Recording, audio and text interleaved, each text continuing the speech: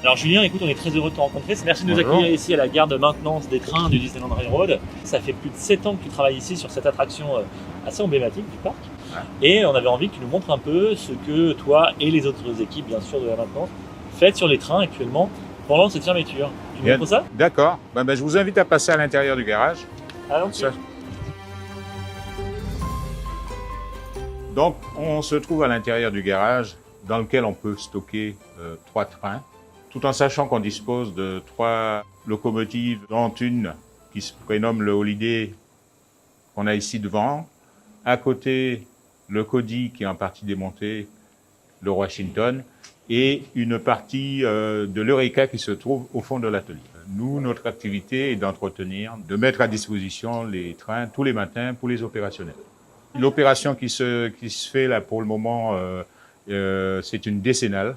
Donc la décennale, justement, le but c'est de mettre la chaudière complètement à nu. On fait appel à une société extérieure qui vient s'assurer que la chaudière en elle-même n'est pas corrodée, qu'elle ne présente pas de défauts et qu'elle résiste bien aux pressions qu'on peut attendre d'une chaudière en fonctionnement. Alors, c'est des chaudières, alors pour partie, elles sont galloises et britanniques, en fait.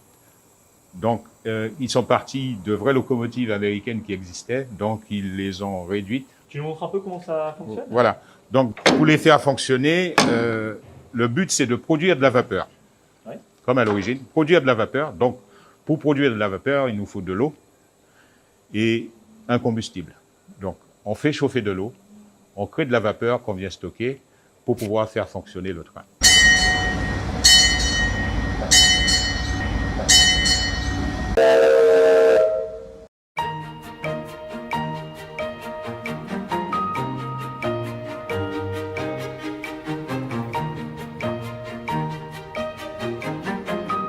Alors Julien, on voit les séparations entre les wagons en plastique. Tu peux nous en dire un peu plus? Alors, le premier confinement, la solution qui avait été entreprise, c'était de créer une forme de protection pour les visiteurs qui répondent à la distanciation qui avait été évoquée par le gouvernement.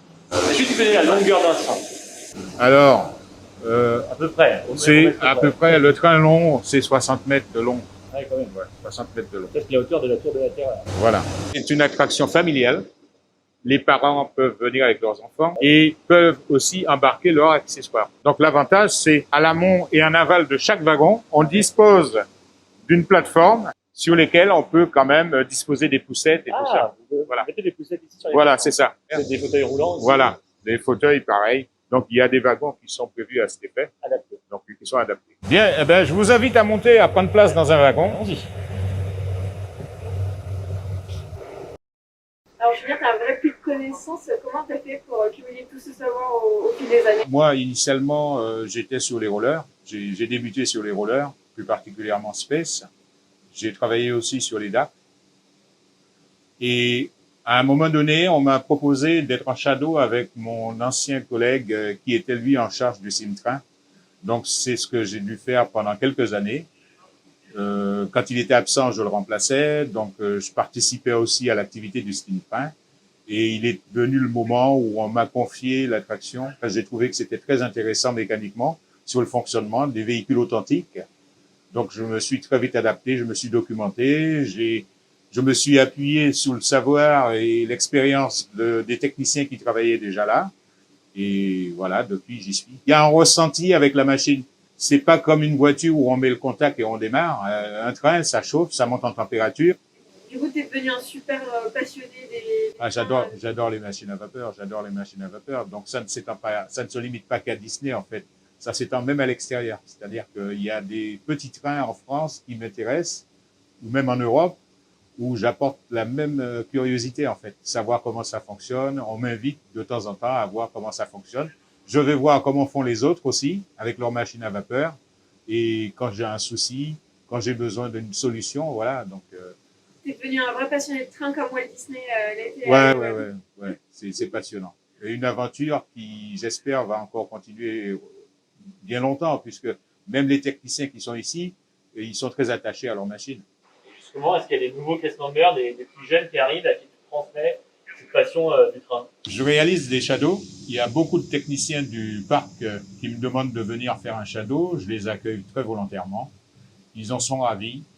Ils n'attendent qu'une chose, c'est qu'une place se libère pour pouvoir faire preuve de candidature. J'imagine qu'il y a de l'attente. Oui, oui, il y a de l'attente. Je vous conduis jusqu'au premier passage à niveau qui est juste derrière. Donc, c'est le passage à niveau de Frontierland. Pour vous montrer un peu l'endroit où ont été réalisés très récemment des travaux et pour lesquels on était obligé, pour validation, sortir la loco pour faire le tour à plusieurs reprises pour s'assurer que l'équipement fonctionnait confortablement. Des tronçons ont été réaménagés, remplacés de ce côté-ci de la gare et même en amont. C'est la partie qu'on voit un peu plus haut qui va vers Chaparral. Et pour ce faire, il a fallu procéder à un roulage avec un équipement, le train qu'on a vu ce matin dans l'atelier, pour pouvoir valider cette opération.